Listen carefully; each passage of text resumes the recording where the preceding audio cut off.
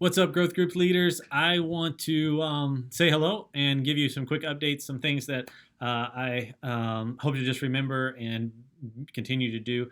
First and foremost, I just want you to remember that you are really the people that make sure that our people are getting discipled. You're the ones really kind of just driving us forward as far as discipleship is concerned. Jesus has called us to disciple others, and I believe that if you are a growth group leader, whether you heard an audible voice from God. You probably didn't hear like an audible voice from God call you to be a growth group leader, but I believe that you were called to be a growth group leader, and I don't want this virus to keep you from fulfilling that calling.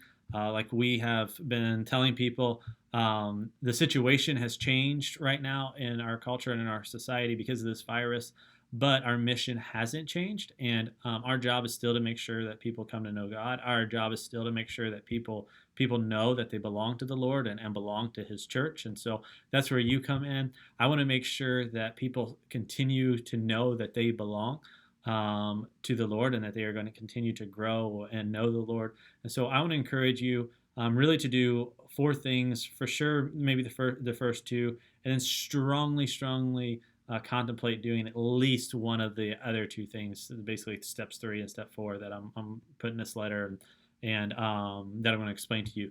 Number one, stay connected. Just stay connected. Call people in your group. Text people in your group, Snapchat them, whatever, at least once a week, once every 2 weeks at the bare minimum. Make sure every individual gets a call or a text message as well. So guys, I encourage you, if you're a guy leader, to call the guys in your group or text the guys in the group. If you haven't assigned kind of a female leader and it's a mixed group, maybe assign a female leader to contact all the female leaders as well. Obviously, you can stay connected through a Facebook feed or however you do that, but stay connected, keep them connected to the church. 2, if you would, start a Facebook watch party. So that way we make sure that people are watching the services together, that they're enjoying them together, that they're having kind of an experience like that together. I think it can be helpful if a leader is saying, come and watch the service with me. It's one way, too, to make sure that people in our church are getting fed. Hopefully that we do have self-feeders in our church and that they are reading the scriptures themselves or doing devotions themselves. But sometimes we just get out of that rhythm or we get discouraged. I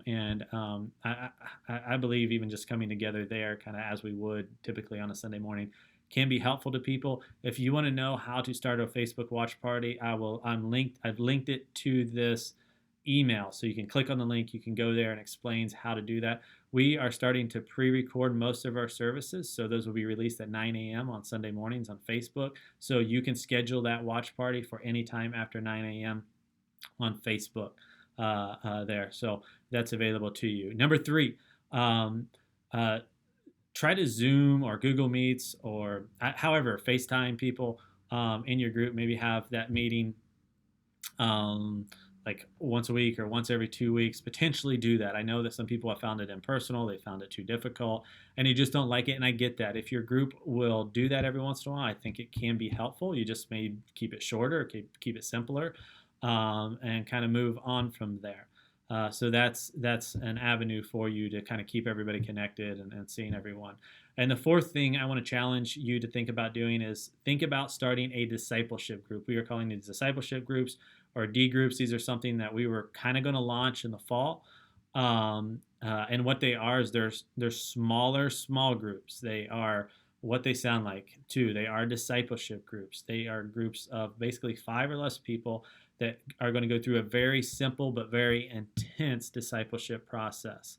I personally kind of love this potentially happening in our church because I think this is going to drive, this can be the driver of spiritual growth, and not only spiritual growth, but our goal for each person to reach one, because in these groups we are praying for that one person every time that we meet. So what is a discipleship group? What is a D group? Like I said, it's basically 2 to 5 people meeting each week. They will be of the same sex because all of them, because this is going to get pretty intense.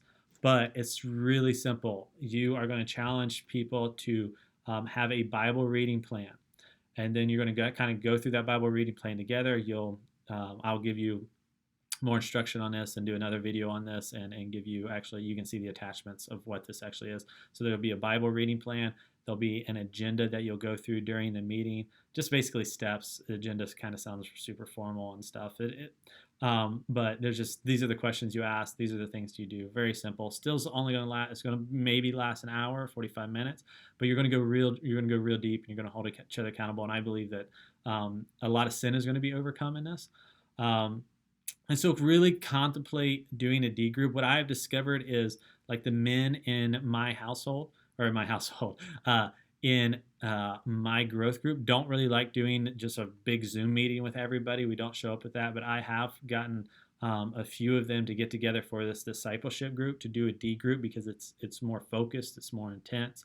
There's a level of accountability there, and there's some clear goals of the meeting time, even though we're meeting over Zoom.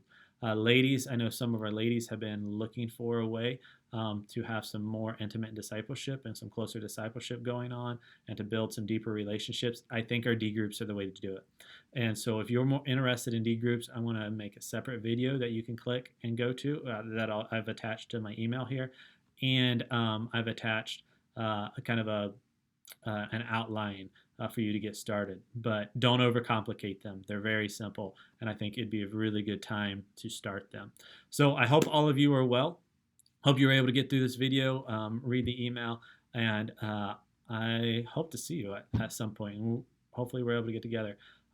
Continue to pray for people in your group, reach out to them, and for our church. Love you guys. Bye.